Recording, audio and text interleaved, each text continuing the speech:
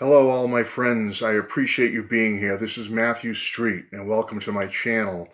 And folks, this will be the first of probably 3 total videos I make in regards to the Beatles Get Back documentary film directed by Peter Jackson. I just think that to really get everything out that I want to get out, I need to take the time with each episode and express my feelings and thoughts that I jotted down. And I did jot down, folks. I could have just taken it all in without writing anything down and then shoot from the hip. But I just felt it was important to take some notes and then highlight some of those notes, the little points that I felt had an impact on me and were very emotional to me, and I want to share that with you. But to start, let me just say that this is going to be a serious video in the sense I'm not going to be goofing around, yelling and screaming like in some of my fun videos, because I really feel I need to express my emotions here and get all my feelings out as best I can. So I'm trying to stay as focused as I can, and I hope it comes across okay. But, I just had a wonderful day yesterday with my family for Thanksgiving. Everybody was there after it's been almost 2 years, and with one of my sons, it's been almost 4 years since we were all as a family been able to be together for Thanksgiving. And I am truly thankful for my family, my friends, my loved ones, my beautiful wife and my 2 great kids and my 2 wonderful grandchildren. And I have a grandchild on the way. And my wonderful father, who's 91 years old and has shared so much with me throughout my life. I'm thankful for all that, and that's important. But there are other things in my life that are also of great importance besides family and my, parents and brothers and everybody. Because when I was a child in 1964, my parents bought me Meet the Beatles and A Hard Day's Night. And that has led me to a lifelong obsession or odyssey, if you want. Some call it an obsession. I call it an odyssey. I like that word better. An odyssey with the Beatles. And you know how much I love all kinds of other music and artists. I truly do. But the Beatles and their music has helped me through so much during my 60 years on this planet. They've helped me through the good. They've helped me through the bad, the ugly, the joyous. They've always been there for me, like 4 friends off to the side, guiding me along, helping me, especially through the tough times. And believe me, the Beatles have gotten me through a lot of tough, difficult moments in my life. Their music, certainly. And they always seemed like distant idols to me from another universe. They were always the untouchable Beatles, the Beatles. And that was pretty much for most of the first half or so of my life. That's the way I felt. And then, if you've seen my videos, when I met Paul, spent time with him, and met Ringo and spent time with him, that started to change a little bit. I started to realize that, the Beatles were people. They were real people like you and I, with real emotions, real feelings. They had dreams, they had hopes, they had challenges like everybody else. They experienced the good and bad like we all do. Basically, that they were fragile human beings like the rest of us. I started to see that. And it made me feel good to know that they were one of us, so to speak. And all I can say is what Peter Jackson has done is nothing short of a miracle. Peter and his crew. I should give the crew credit also. There's so many of them. It's a miracle, folks, what they have done. To locate this footage and audio and to piece together something that is such a truly engaging narrative of 4 regular guys dealing with life's struggles, challenges, successes, and triumphs. It's got to be the greatest documentation of the Beatles ever that has been or ever will be. That's my opinion. This is just, as I said, nothing short of miraculous, what he's done here. I'm only through the first 2 episodes, and I'm going to talk about the first episode in a minute here, my thoughts on that one. And I just can't believe I still have another episode to go of this. It's been the emotional roller coaster of up and down, and the feelings I've had watching this, and just how, it's not a Hollywood movie in the sense of there's, fights and car crashes and disasters and all kinds of crazy special effects with superheroes running around or hobbits or whatever. It's not like that. But I swear, it's almost like, am I watching a Hollywood movie here? Are these actors that look exactly like the Beatles? Is this a biopic about the Beatles during that period? Because it's so real, it's so intense, it's so heartfelt and warm, and I don't know how else to describe it. To watch them in these situations that I have never seen before, and to hear the narratives that I'm hearing and the conversations and what they're talking about and speaking about is just, I don't know how to express my emotions for this. It's just intense, folks, that what we have received. Oh, and like I said, only the first 2 episodes. So I don't know where this is going to lead with this 3rd episode coming up early tomorrow morning, but I'm just like anticipating. I've anticipated the 2nd episode, you cannot believe, after that kind of cliffhanger, and we know the story. And yet it was such a cliffhanger to me what happened at the end of episode 1, and I won't give too much away, but I'm sure I will eventually when I talk about it a little bit. But, the cliffhanger he created, Peter, with that narrative of what happened with George leaving, and we'll anticipate what's going to happen in episode 2, even though we kind of knew generally what was going to happen. But then to see episode 2, it just was phenomenal to see, where they were at the end of episode 1, and now you see what's happening in episode 2 with the rise and the triumph that's about to happen. It's like a Hollywood movie, folks. I mean, you couldn't write a better script. And to think that this was hidden away, locked away for 50 plus years, and now here it is in beautiful, pristine quality is like miraculous. So anyway, I've gone on for a few minutes here, but folks, I'm just so stoked with this special, and let me just give some of my thoughts, things I highlighted in episode 1. And again, I'm not going to go through the whole, thing of what happened. You've watched it, you've seen it. But I think the opening setup in episode 1, where Peter sets the scene by using that montage of the band and the history of the Beatles leading up to where we are now. How did we get to January 1969? From 1956, when John formed the Quarrymen, and that quick montage leading up to the start of these sessions is just magical. It's a magical opening. It's beautiful. And there's so many references in episode 1, like to past things with the Beatles. I'll give you an example, like when the Hare Krishna guy, the friend of George, is sitting on the floor, and then John to take a line from A Hard Day's Night and say, "Who's that little old man?" And then Paul goes, "He's very clean, though." To see references like that is just nothing short of heartwarming. And I love the way Peter has set this up. I like the sequential order of each date, of each day that's happening, covering the music, having music and talk, what's happening, and that you have the calendar situation with the calendar showing, okay, day 1, day 2, etc., etc. I think that's absolutely amazing what he's done with that. And bringing you up to the moment, and then each calendar day showing that calendar is absolutely fantastic. Setting the scene, I think, is fabulous in this movie. I like the sequential order. And then Paul, joking about Ringo not wanting to go abroad, but we'll go with Jimmy Nickel. I mean, classic. The visuals in this are stunning. As I watched episode 1, it looks like it was shot yesterday. It's nothing short of a miracle how they've restored this footage. I think the angles are great. The views, the way Peter Jackson has edited this. It's like a fly-on-the-wall situation.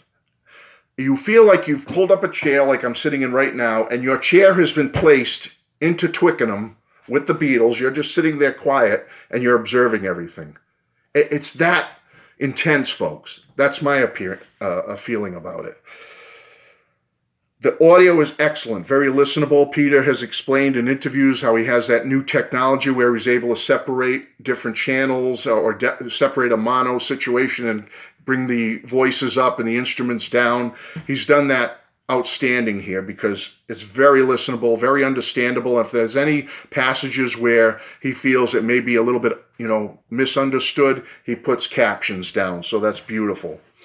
I love the use of the captions, as I said, and that calendar. I love the calendar, the way it shows the dates, and as each day ends, it crosses out. It's absolutely fabulous. But it keeps the casual fan engaged as to what's happening. If you have no historical perspective, when you watch this, you will have a clear perspective of what's going on. So I love the opening day one scene, how they're setting up what's going on, and they're going to be in Twickenham, and they're getting ready for things. It's fabulous. Day two, you got Paul, George, and Ringo joking about the Beatles book. They've got an edition of the Beatles book open, and they're joking through it and reading through the Beatles book Beatles Monthly, I should say, and having a fun time with that. And just little passages, little personal things like George saying to Paul, "Hey, man, that beard really suits you. I like the beard on you, Paul." Just real life stuff. It's just so special, so amazing. You get a lot of fragments of songs. I'm sure they're saving up full songs for in episode 3 when they do the final rooftop performance and some of the other performances in the studio. I think that's when we're going to get some full performances. So we're getting a lot of fragments of Lennon-McCartney originals. Very interesting. They're working on Give Me Some Truth, which is very cool. All Things Must Pass they're working on. George showing the others All Things Must Pass. And they even start talking about Billy Preston on this day too. And how he's a great player. He played with Ray Charles and whatnot. Very cool stuff. Lots of cool song fragments, but they jump around a little bit, but very cool. Day 3, doing again more jamming, fragments of songs. George, sitting on a pillow on Ringo's drum riser. They got to get him a little pillow that he can sit on to be more comfortable. Glenn's helping out with Don't Let Me Down. It's just very cool how it's very casual. Everyone is kind of helping out on stuff, giving suggestions. But you do see in this first episode, some of the frustration is starting to set in by day 3.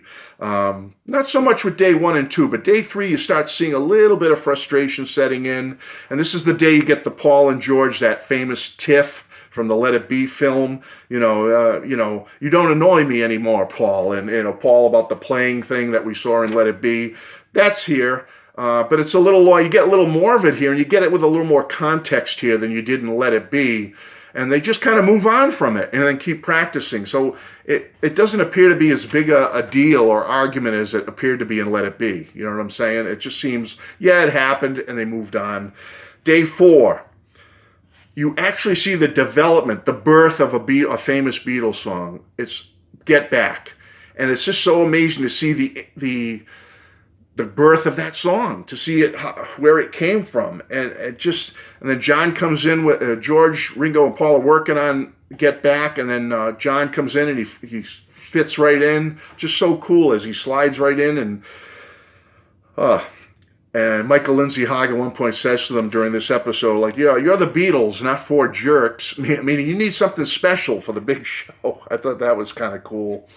But something that was a real wow factor in episode 1 for me on day 3 was the Beatles in the doldrums for at least a year, I believe George says. And basically they're getting out and having a serious conversation about ever since Mr. Epstein passed away, we've really not been with it. We've been kind of out of sorts. And there's no one here to say to us, "Hey, come on, guys, get off your butts and do it. Daddy's gone away," Paul says.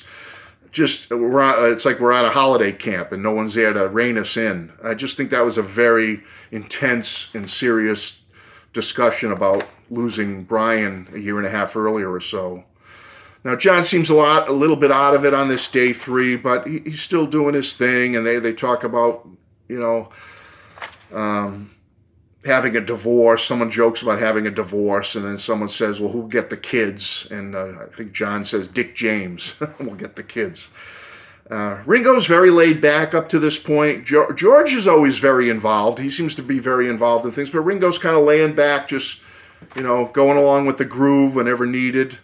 They're working out Maxwell's Silver Hammer with Mal Evans, which is very cool, where you got Mal on the anvil with the hammer, and just the expression on Mal's face is priceless. Working on Across the Universe is nice. The footage is just absolutely stunning, folks. It's amazing. I wrote a note at this point that it's like the Beatles have been brought back to life. They've been brought back to life. It's like 1969 brought up to today. It's just so vivid, so now. If you didn't know who they were and when it was filmed, the only thing that might give it away is the technology that's around them and the clothing they're wearing. But other than that, it could be a movie that was shot yesterday. That's how great it is. Day 5, George introduces a song he just wrote the night before, I Me Mine, and how he explains how he saw a waltz on TV and it inspired him. Very cool. And even after that tiff with Paul, they're both very engaged with this. Paul is engaged with him with the song I Me Mine, and they're helping George out with it. Another general comment I wrote during the first episode is Yoko is always there, but she's not too distracting at this point. She's just kind of like a piece of furniture, like there, but she's not really doing anything to distract him other than her presence, like putting a chair there, and why is that pink chair sitting there? Move it out of the room, something. But she's really not doing anything to be too obtrusive, or intrusive, I should say. Paul and John joking about coming up with some new songs during day 5, which is very funny. How they're going to come up with some new songs. You got to check that out. Also on day 5, George gets a second pillow to put under his butt to sit on. I thought that was kind of funny. Like he's getting more uncomfortable sitting on Ringo's drum riser. So, hey, pillow number 2, here it comes. George's Les Paul falls over. They have a shot of his nice Les Paul falling over. Thank God the neck didn't break. Just some great stuff. Ringo, we've been grumpy for the last 18 months to Michael Lindsay Hogg. Just like the way he said that, having discussions, the band having discussions with Michael Lindsay Hogg is just amazing. On day 6, Linda appears. Paul works on Another Day, one of his future solo songs. Golden Slumbers gets worked up. Couple of unreleased band originals like Castle of the King of the Birds, brief snippets of different fragments that is so intense, just so fun to see. And you just feel so intimate with them. At this point, that's how I felt. Like, wow, this is intimate. Like, I'm there with them. I'm here. I'm observing their creativity. I'm observing their relationships. I'm able to absorb that and take away something from that. That was amazing to me.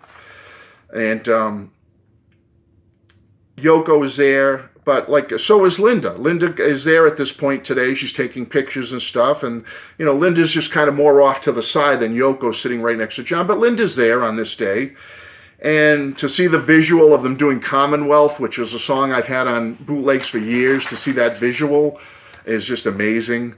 They do a run through of She Came In Through the Bathroom Window, which is so nice, a nice segment, and then they even acknowledge Elvis's 34th birthday is acknowledged by them. Musical montages are a nice touch when they use several songs in different little segments, working Let It Be out. Day 7, working out Get Back, other songs. Paul and John are very engaged on day 7. George seems to be feeling a little out of it, though, you can tell.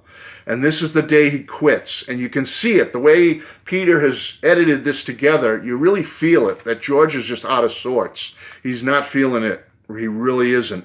And he leaves. And that whole emotional loss of George on that day, you see Maureen Starkey for the first time, and Neil Aspinwall appears. And the Beatles are like, George, John, Paul, and Ringo are like just stunned that George has walked out on them. And they're like, what's the next move? And John jokes to lighten the mood, well, we'll just split up George's instruments. I thought that was kind of like a little flippant remark that was kind of funny and broke the ice. And then the way they end part 1 is to play Isn't It a Pity? A real nice ending with a beautiful shot of John, Paul, and Ringo in a huddle, hugging, putting their arms around one another. I mean, what's our next move, guys? What are we going to do? And they close it out with that Isn't It a Pity playing, and the narrative that they're going to meet with George the next day to try to work things out, but the meeting didn't go too well.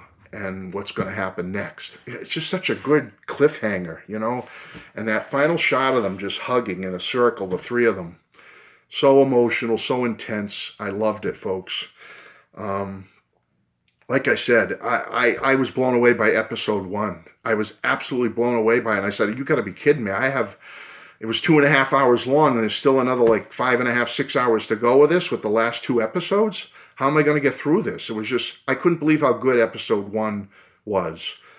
And I've seen episode 2 now, and let me tell you, episode 2 delivered. I liked it even better than episode 1. And I'll be doing a talk about that as soon as possible. So I hope you enjoyed this, everybody. This is my take on episode 1 and some of my general feelings. And I look forward to coming back again and chatting with you some more about it. So thank you so much for being here. I hope you're loving this as much as I am. This is by far the greatest, more so than Anthology, more so than the one album, more so than 2014. This is the greatest. Love you all. Goodbye.